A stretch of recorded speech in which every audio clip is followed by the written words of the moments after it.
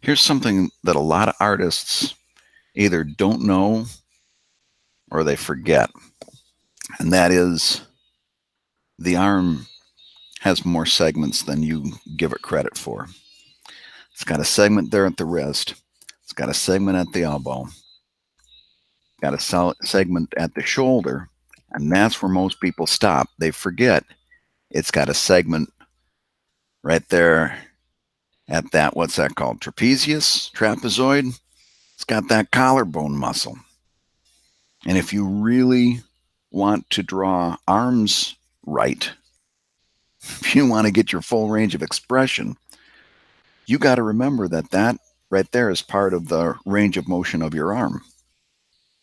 See, I could have pulled that arm back and had him kind of bearing his chest. I could have pulled that forward. That's a big part of the range of motion of your arm.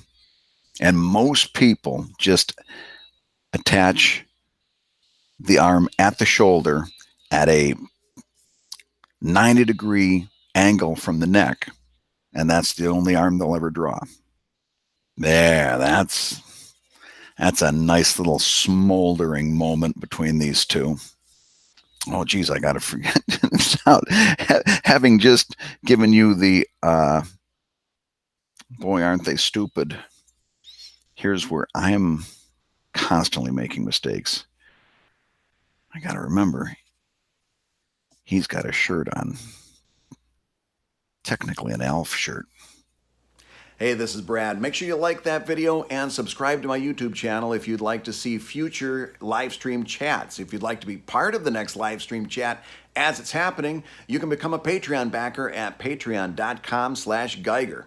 And if you'd like to hear me talking even more about comics and making a living from comics, I'm joined by my good friend Dave Kellett every week on the Comic Lab podcast. That's available any place you get your podcasts. Also, check out webcomics.com. That's a site I've been doing for nearly 10 years now with news, tutorials, information, and advice for the working web cartoonists. And don't forget, you can pick up my book, The Webcomics Handbook, at amazon.com. Thanks again, and I hope you're having a great day.